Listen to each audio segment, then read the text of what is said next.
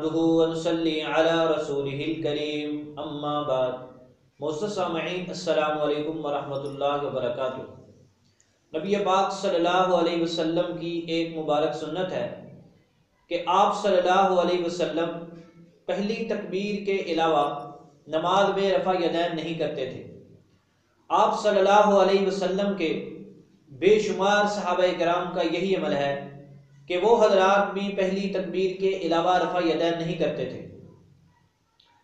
ایک روایت ایسی بھی ہے کہ جس میں نبی پاک صلی اللہ علیہ وسلم حضرت ابوبکر صدیق، حضرت عمر فاروق رضی اللہ تعالیٰ عنہ کے متعلق مروی ہے کہ یہ تینوں ہستیاں، تینوں حضرات پہلی تکبیر کے علاوہ رفع یدین نہیں کرتے تھے۔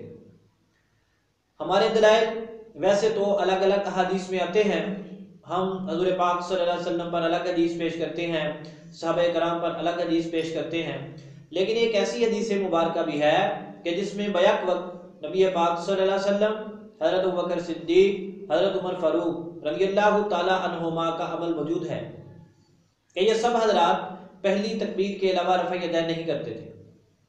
آج ہم انشاءاللہ آپ کے سامنے وہ روایت پیش کریں گے اور اس کے اوپر ہونے والے اعتراضات کے جوابات دیں گے۔ اس پوری گفتگو کو آپ نے پورے تحمل سے، پوری توجہ کے ساتھ سننا ہے۔ انشاءاللہ بہت سی نئی علمی باتیں آپ کے سامنے آئیں گی جو کہ شاید آپ نے نہ کہیں پڑھی ہوں نہ سنی ہوں۔ تو آئیے روایت کو شروع کرتے ہیں۔ ہماری پیش کردہ روایت ہے حدیث کی مشہور کتاب مسند ابی یعلا میں۔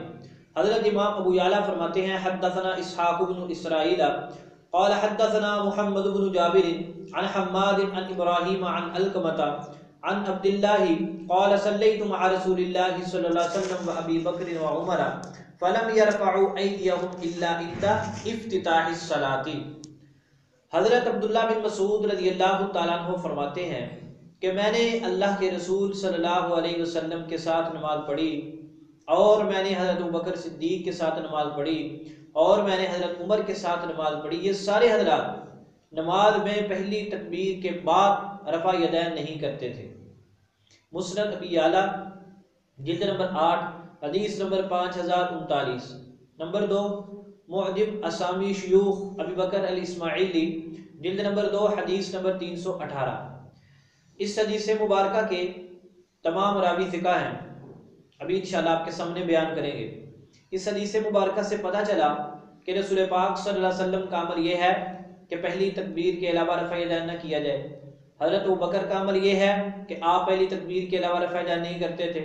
حضرت عمر فاروق کا عمل یہ ہے کہ وہ بھی پہلی تکبیر کے علاوہ رفع یدین نہیں کرتے تھے۔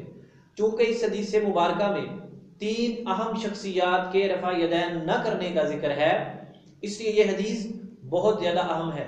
اسی لیے جو ترک رفع یدین کی سنت کے دشمن ہیں وہ اس حدیث مبارکہ پر بہت زیادہ حملہ آور ہوتے ہیں۔ تو آپ ہمارے دلائل کو توجہ کے ساتھ سنیے گا۔ اس حدیث کے پہلے راوی ہیں حضرت امام ابو یعلا رحمۃ اللہ علیہ، قابل اتفاق ثقہ ہیں، آپ کی تصحیح بیان کرنے کی ضرورت ہی نہیں ہے۔ دوسرے راوی ہیں اسحاق بن ابو اسرائیل المتوفى 245 ہجری۔ ان کے بارے میں علامہ ذہبی لکھتے ہیں الامام الحافظ الثقۃ سیر اعلام النبلاء جلد نمبر 11 صفحہ نمبر 476۔ اسحاق بن ابو اسرائیل سے اوپر راوی ہے محمد بن جابر، ان کی توثیق انشاءاللہ ان سارے روات کی توثیق کے بعد بیان کریں گے کیونکہ ان پر اعتراض بھی ہوتا ہے، اس لیے۔ ان سے اوپر راوی ہے امام حماد بن ابی سلیمان رحمۃ اللہ علیہ المتوفى 120 ہجری۔ ان کے بارے میں امام عدلی فرماتے ہیں کوفی ثقۃ، تاریخ الثقال عدلی جلد نمبر 1 صفحہ نمبر 131۔ امام ابن معین فرماتے ہیں ثقہ، الجرح والتعدیل ابن ابی حاتم جلد نمبر 3 صفحہ نمبر 147۔ امام حماد نے یہ روایت لی ہے امام ابراہیم نخعی رحمۃ اللہ علیہ سے۔ امام ابراہیم نخعی رحمۃ اللہ علیہ المتوفى 96 ہجری، بہت بڑے ثقہ تابعی ہیں۔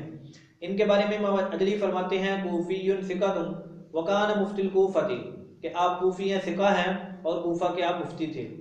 تاریخ الثقات عدلی جلد نمبر 1 صفحہ نمبر 56۔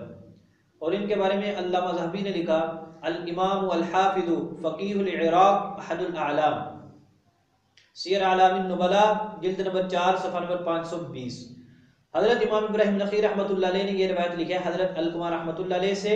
ان کے بارے میں امام احمد بن حنبل شیبانی فرماتے ہیں ثقۃ من اہل الخیر، ثقہ ہیں، بہترین لوگوں میں سے ہیں۔ قال ابن معین ثقہ، حضرت امام ابن معین رحمۃ اللہ علیہ فرماتے ہیں یہ ثقہ ہیں۔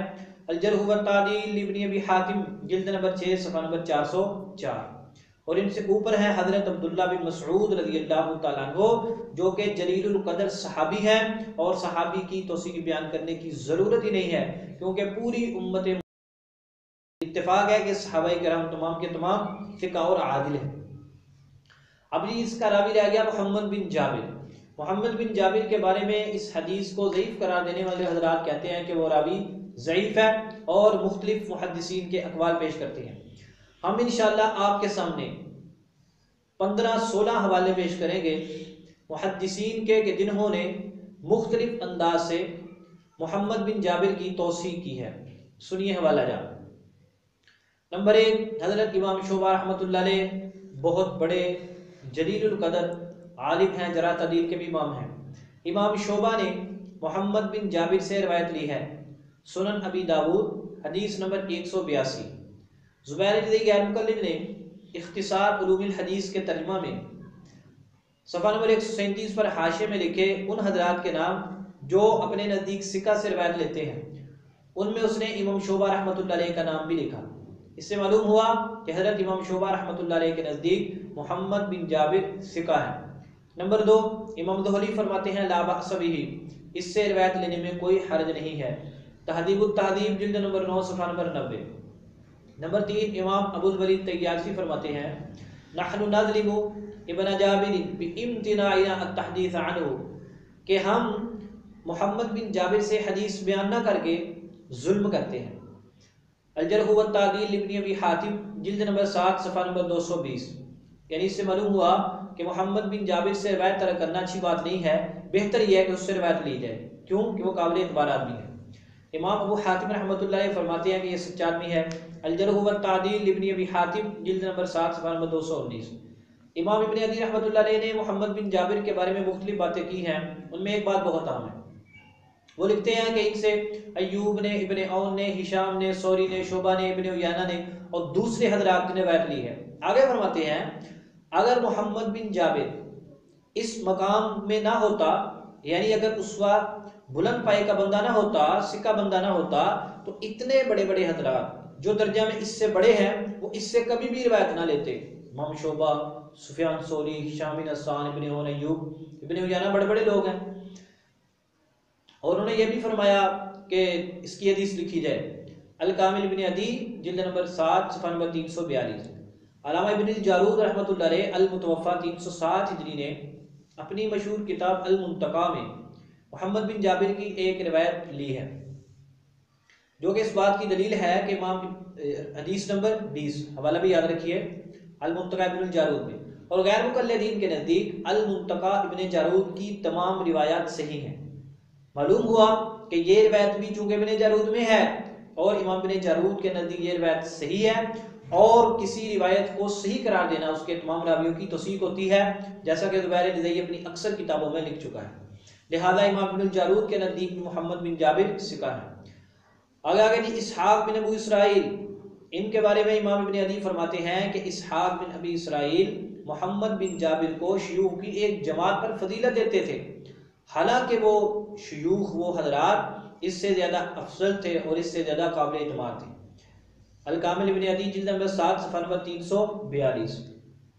حضرت امام ابن المبارک رحمۃ اللہ علیہ بہت بڑے امام، المجاہد الثقہ، ان کے بارے میں لکھا ہے، وہ فرماتے ہیں کہ میرے پاس آیا بن محمد بن جابر، اس کے پاس کی کتاب تھی، اس نے مجھے کہا کہ یہ کتاب دیکھیے، تو میں نے اس کی کتاب دیکھی تو وہ صحیح تھی، تو میں نے کہا کہ آپ حدیث اپنی کتاب سے ہی بیان کیا کیجیے۔ تہذیب التہذیب جلد نمبر 9 صفحہ نمبر 89۔ اصل میں یہ تھوڑا سا اس کا پس منظر ہے کہ محمد بن جابر روایت بیان کر رہے تھے تو وہ روایتیں پہلے ابن مبارک رحمۃ اللہ علیہ کو سنا چکے تھے۔ مبارک رحمۃ اللہ علیہ نے دیکھا کہ ان کی روایتوں میں غلطی ہے تو انہوں نے اسے کہا بھی، تو جب کتاب میں دیکھی تو کتاب میں بالکل روایتیں صحیح لکھی ہوئی تھی، تو حضرت امام ابن مبارک رحمۃ اللہ علیہ نے فرمایا کہ آپ کی کتاب کی روایتیں صحیح ہیں، آپ اپنی کتاب سے بیان کیا کیجیے۔ اس سے معلوم ہوا کہ امام ابن مبارک کے نزدیک بھی محمد بن جابر کی کتاب کی روایتیں معتبر ہیں۔ حضرت امام فلاس رحمۃ اللہ علیہ فرماتے ہیں صدوق کثیر الوہمی، سچا راوی ہے لیکن اس سے وہم بہت ہوتا ہے۔ الجرح والتعدیل لابن ابی حاتم جلد نمبر 7 صفحہ نمبر 219۔ حضرت امام عبد الرحمن بن مہدی رحمۃ اللہ علیہ بہت بڑے امام ہیں، ان کے بارے میں لکھا ہے کہ حضرت عبداللہ بن مبارک رحمۃ اللہ علیہ محمد بن جابر کے پاس آئے. یہ مکہ کی بات ہے. محمد بن جابر مکہ میں روایتیں بیان کر رہا تھا. یہ سن 168 ہجری کی بات ہے. اور اس کے بعد انہوں نے لکھا وکان عبد الرحمن یسألہ من حدیث حماد وعبد اللہ ساکت. عبد الرحمن بن مہدی رحمۃ اللہ علیہ محمد بن جابر سے حضرت حماد کی حدیثوں کے بارے میں سوال کر رہے تھے اور حضرت عبداللہ بن مبارک رحمۃ اللہ علیہ خاموش تھے. الکامل بن عدی جلد نمبر 7 صفحہ نمبر 331. اس سے معلوم ہوا کہ حضرت امام عبد الرحمن بن مہدی محمد بن جابر سے روایتیں لیتے تھے. اور بیرلیزئی نے ان حضرات میں عبد الرحمن بن مہدی کا نام بھی لکھا ہے کہ جو اپنے نزدیک صرف ثقہ سے روایت لیتے ہیں.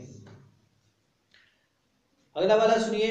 حضرت امام ابن ترکمانی رحمۃ اللہ علیہ جن کے بارے میں اعیان العصر میں لکھا ہے الشیخ الامام الفاضل، بھی بہت بڑے محدث امام ہیں.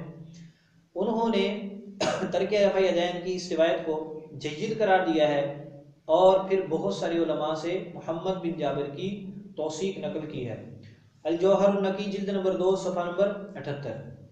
حضرت امام جمال الدین زیلی رحمۃ اللہ علیہ الفقی الامام وہ لکھتے ہیں فاحسن منہ قول ابن عدی کہ اس کے بارے میں سب سے اچھا قول ابن عدی کا ہے کہ اسحاق محمد بن جابر کو بڑے بڑے شیوخ پر فضیلت دیتے تھے. نصب الرایہ جلد نمبر 1 صفحہ نمبر 397. اس سے معلوم ہوا امام زیلی رحمۃ اللہ علیہ کے نزدیک بھی محمد بن جابر حسن الحدیث ہے. امام حیثمی رحمۃ اللہ علیہ المتوفی 807 ہجری انہوں نے اس کے بارے میں بہت ساری باتیں کی ہیں. کبھی کہہ دیا کہ اس کو بہت سارے لوگ ضعیف کہتے ہیں، کبھی لکھتے ہیں اس کو بہت سارے لوگ ثقہ کہتے ہیں. مختلف جگہ پر مختلف باتیں لکھی اور اپنی جو انہوں نے رائے لکھی وہ پتہ کیا ہے؟ فیہ کلام کثیر، اس میں بہت زیادہ کلام ہے.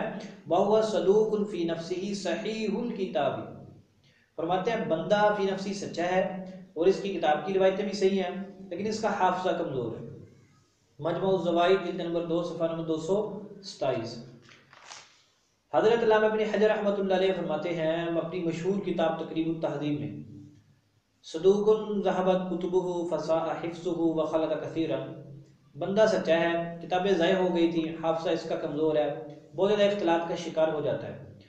تقریب التہذیب راوی نمبر 5777. علامہ ابن الوزیر رحمۃ اللہ علیہ المتوفی 840 ہجری وہ فرماتے ہیں مقارب الحدیثی، اس کی حدیث ثقہ راویوں کے قریب ہے یعنی حسن الحدیث راوی ہے.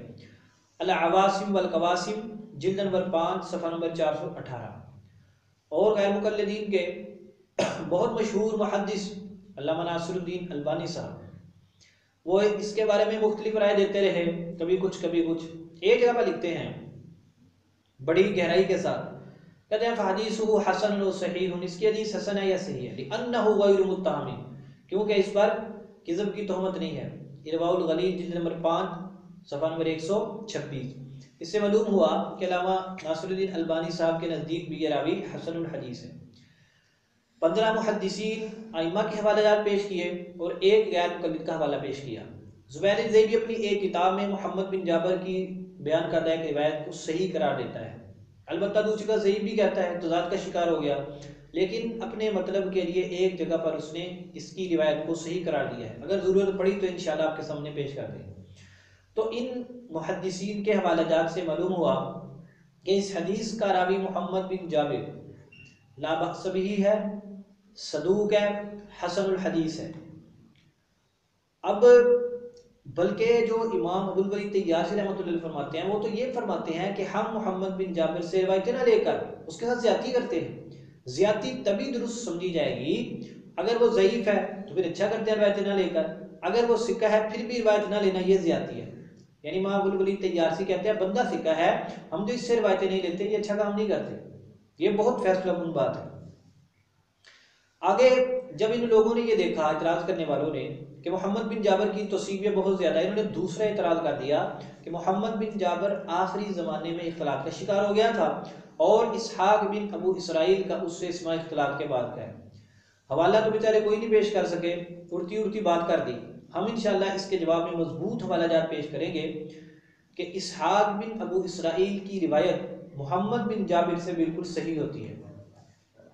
اس کے لیے آپ حوالہ سنیے. حضرت امام ابن ابی حاتم فرماتے ہیں سمعت ابی و ابا زرعہ، میں نے اپنے والد اور امام ابو زرعہ سے سنا، وہ فرما رہے تھے محمد بن جابر یمامی لست، کہ محمد بن جابر یمامی ہے، ومن کتب عنہ کتب بالیمامۃ و بمکہ تھا، کہ جس بندے نے اس سے یمامہ اور مکہ میں سنا ہے وہ صدوق، وہ ان روایتوں میں سچا ہے، الا ان فی احادیثہ تخالیط، لیکن اس کی حدیث میں اختلاط ہے، واما اصولہ فہی صحاح، لیکن اس کے اصول صحیح ہیں، الجرح والتعدیل ابن ابی حاتم جلد نمبر 7 صفحہ نمبر 220۔ اس سے معلوم ہوا کہ محمد بن جابر کی روایتیں جو اس نے یمامہ میں بیان کی اور جو مکہ میں بیان کی وہ بالکل صحیح ہیں، ان روایتوں میں یہ صدوق آدمی ہے۔ اب ہم نے دیکھنا یہ ہے کہ اسحاق بن ابو اسرائیل نے روایتیں محمد بن جابر سے کہاں سنی ہیں، تو اس کے لیے بھی ہمارے پاس حوالہ موجود ہے۔ حضرت امام بن سعد رحمۃ اللہ علیہ فرماتے ہیں وکانا رحل الى محمد بن جابر بالیمامۃ فکتب کتبہ وقدم البصرۃ من الیمامۃ، وہ فرماتے ہیں کہ پھر اسحاق بن ابو اسرائیل نے محمد بن جابر کی طرف سفر کیا یمامہ میں، فکتب کتبہ، اور وہاں پر پھر اس کی کتابیں لکھی، اس کے بعد آپ بصرہ آئے۔ اس سے معلوم ہوا محمد بن جابر سے سماع اسحاق بن ابو اسرائیل کا یمامہ کا ہے، اور وہیں پر اسحاق بن ابو اسرائیل نے محمد بن جابر کی کتابوں کو لکھا ہے، اور وہ دونوں حضرات بڑے حضرات ابو زرع اور امام ابو حاتم فرما چکے ہیں کہ یمامہ میں اس کی روایتیں صحیح ہیں، تو لہذا یہ روایت بھی صحیح۔ دوسرا، خطیب بغدادی فرماتے ہیں کہ یعقوب اسحاق بن ابو اسرائیل خود فرماتے ہیں کہ جب میں یمامہ سے لوٹا اس شیخ کے پاس سے، یعنی محمد بن جابر کے پاس سے، تو پھر میں بصرہ میں رات کے وقت داخل ہوا۔ تاریخ بغداد جلد نمبر 7 صفحہ نمبر 376۔ یہ اسحاق بن ابو اسرائیل کا اپنا بیان ہے کہ میں یمامہ سے لوٹا اس شیخ کے پاس سے، یعنی محمد بن جابر کے پاس سے، اسے احادیث مبارکہ لے کر۔ اب اس حوالہ سے بھی معلوم ہوا کہ اسحاق بن ابو اسرائیل نے محمد بن جابر سے روایتیں یمامہ میں لی ہیں، اور وہ دونوں حضرات امام ابو حاتم ابو زرع بتلا چکے ہیں کہ یمامہ میں جس نے اس سے کتابیں لکھی ہیں وہ کتابیں درست ہیں، ان روایتوں میں یہ سچا ہے، لہذا یہ روایت بھی صحیح متصور ہوگی۔ اور آگے تاریخ بغداد جلد 7 صفحہ نمبر 376 پر ہی لکھا ہوا ہے کہ جب اسحاق بن ابو اسرائیل بصرہ آئے، ان کی ملاقات ہوئی حضرت امام شعبہ رحمۃ اللہ علیہ، تو حضرت امام شعبہ نے پوچھا ہاں بھائی تیرے پاس محمد بن جابر کی وہ مسجد ذکر والی روایت ہے، تو میں نے کہا ہاں، تو انہوں نے وہ روایت لے لی۔ اس سے معلوم ہوا کہ وہ بھی اسحاق بن ابو اسرائیل کی محمد بن جابر سے روایتوں کو صحیح سمجھتے ہیں، ورنہ وہ اس سے روایتیں قطعاً نہ لیتے۔ تو اسحاق بن ابو اسرائیل کا سماع یمامہ کا ہے، اور یمامہ کے اندر اس نے جو روایتیں بیان کی ہیں وہ درست ہیں، اور وہاں پر اس کی کتابیں جس نے لکھی ہیں وہ بھی درست ہیں، جیسا کہ الجرح والتعدیل ابن ابی حاتم کے حوالے سے گزر چکا ہے۔ اس کے علاوہ ایک اور بھی بہت سری روایت ہے کہ اسحاق بن ابو اسرائیل کی محمد بن جابر سے روایتیں صحیح ہیں۔ حضرت امام ابن عدی فرماتے ہیں وَعِنْدَ اسحاق بن ابی اسرائیل عن محمد بن جابر کتاب احادیث صالحۃ، اسحاق بن ابو اسرائیل کے پاس محمد بن جابر سے روایتوں کی ایک کتاب ہے جس کی احادیث صالحہ ہے، الکامل بن عدی جلد 7 صفحہ نمبر 342۔ اس سے بھی معلوم ہوتا ہے کہ اسحاق بن ابو اسرائیل کے پاس محمد بن جابر کی صحیح روایتوں کا مجموعہ ہے، تو چونکہ یہ روایت بھی اسحاق بن ابو اسرائیل نے محمد بن جابر سے لی ہے، لہذا یہ روایت بھی صحیح ہے، صالح ہے۔ اچھا، یہ ان کا اعتراض دوسرا بھی ختم ہو گیا۔ اب اس کے بعد لوگوں نے کچھ اور اعتراض بھی کر دیا۔ وہ اعتراض یہ کہتے ہیں کہ حماد بن ابو سلیمان کو بھی آخری وقت میں اختلاط ہو گیا تھا، اور 3 اشخاص کے علاوہ سفیان ثوری، ہشام اور ایک محدث کا نام ہے، ان کے علاوہ حماد بن ابو سلیمان سے سب کا سماع اختلاط کے بعد کا ہے۔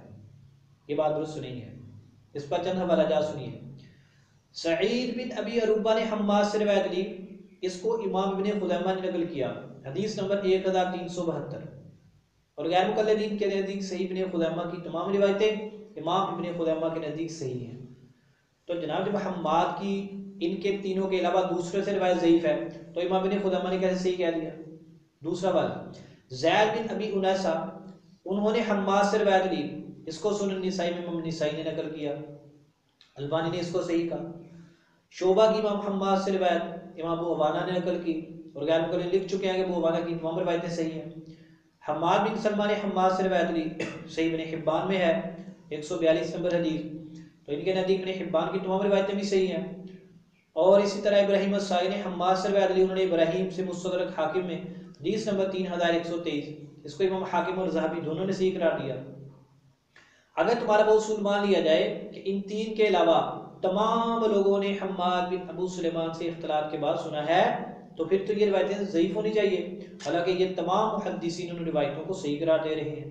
تو یہ کوئی قاعدہ کلیہ نہیں ہے کہ تین بندوں نے پہلے سنا ہے باقی سب نے بعد میں سنا ہے، نہ، یہ بات نہیں ہے، بلکہ بہت سارے لوگوں نے حماد بن ابو سلیمان سے اختلاط سے پہلے سنا ہے لیکن ان کے نام انہوں نے ذکر نہیں کیے۔ تو اب ہم نے دیکھنا یہ ہے کہ اس روایت کے بارے میں کیا کہا جاتا ہے کہ حماد سے روایت کیسی ہے۔ تو پیچھے آپ نے ایک حوالہ سنا تھا امام عبد الرحمن بن مہدی کا، جہاں پر عبداللہ بن مبارک بھی موجود تھے۔ عبد الرحمن بن مہدی رحمۃ اللہ علیہ محمد بن جابر سے حماد کی روایتوں کے بارے میں پوچھ رہے تھے، اس کا سوال کر رہے تھے۔ اگر محمد بن جابر کا سماع حماد بن ابی سلیمان سے اختلاط کے بعد ہے تو روایتیں کمزور ہے، تو امام عبد الرحمن بن مہدی کو کیا ضرورت تھی حماد کی حدیث سے پوچھنے کی۔ امام عبد الرحمن بن مہدی کا محمد بن جابر سے حماد کی حدیثوں کا مطالبہ کرنا، سوال کرنا، اس بات کی دلیل ہے کہ وہ محمد بن جابر کی حماد سے روایتوں کو صحیح سمجھتے ہیں۔ نمبر 2، اسحاق بن ابو اسرائیل نے اس حدیث کے آخر میں فرمایا کہ ہم بھی اس کو لیتے ہیں، اس پر عمل کرتے ہیں۔ اس سے معلوم ہوا کہ اسحاق بن ابو اسرائیل محدث کے نزدیک بھی محمد بن جابر کی حماد سے یہ روایت صحیح ہے، اس لیے تو انہوں نے اپنا عمل بنایا ہے۔ نمبر 3، علامہ ابن ترکمانی رحمۃ اللہ علیہ جن کے بارے میں امام عراقی فرماتے ہیں الامام العلامۃ والحافظ قال القضاتی ذات طبقات الحفاظ بن فاضل المکی، جلد نمبر 1 صفحہ نمبر 87۔ امام ابن ترکمانی نے حضرت عبداللہ بن مسعود رضی اللہ عنہ کی اس روایت کو جید قرار دیا ہے۔ اس سے معلوم ہوا کہ ان کے نزدیک بھی محمد بن جابر کی حماد بن ابو سلیمان سے روایت صحیح ہوتی ہے۔ یہ ان کے موٹے موٹے اعتراض تھے جن کے جوابات آپ کے سامنے پیش کر دیے ہیں۔ اس کے علاوہ اگر کوئی غیر مقلد یا ترک رفع دین کا دشمن آپ کے سامنے کوئی اعتراض رکھے تو ہمارے سامنے پیش کریں، ہم انشاءاللہ اس کا جواب بھی دیں گے۔ اور بعض لوگوں نے کہا ابراہیم نخعی مدلس ہے، تو جناب سنو، ابراہیم نخعی طبقہ ثانیہ کے مدلس ہیں، اور طبقہ ثانیہ کے مدلس کی عن والی روایت صحیح تسلیم کی جاتی ہے۔ تو تمام روایت اعتراضات ہو گئے صاحب۔ وہ خلاصہ یہ نکلا کہ اس حدیث کے تمام راوی ثقہ ہیں، صدوق ہیں، اور یہ حدیث متن کے اعتبار سے بالکل صحیح ہے۔ اس سے معلوم کیا ہوا؟ بہت بڑی سنت معلوم ہوئی، اللہ کے نبی صلی اللہ علیہ وسلم، حضرت ابوبکر صدیق رضی اللہ عنہ، حضرت عمر فاروق رضی اللہ عنہ پہلی تکبیر کے علاوہ رفع دین نہیں کرتے تھے۔ اگر حضور پاک صلی اللہ علیہ وسلم آخر تک رفع دین کرتے رہے، حضرت ابوبکر نے کیوں چھوڑا؟ حضرت عمر نے کیوں چھوڑا؟ حضرت ابوبکر و عمر کا آپ صلی اللہ علیہ وسلم کے انتقال کے بعد رفع دین چھوڑنا اس بات کی دلیل ہے کہ رسول پاک صلی اللہ علیہ وسلم نے بھی چھوڑ دیا تھا، اور یہی بات ہم کہتے ہیں۔ تو تمام اہل سنت اس حدیث مبارکہ کو یاد کریں، آگے بیان کریں، اور اس کے روات کی توثیق ہم نے آپ کے سامنے پیش کر دی ہے، اس کو یاد رکھیں۔ اللہ تبارک و تعالی ہم سب کو نبی پاک صلی اللہ علیہ وسلم کی سنتیں آگے پھیلانے کی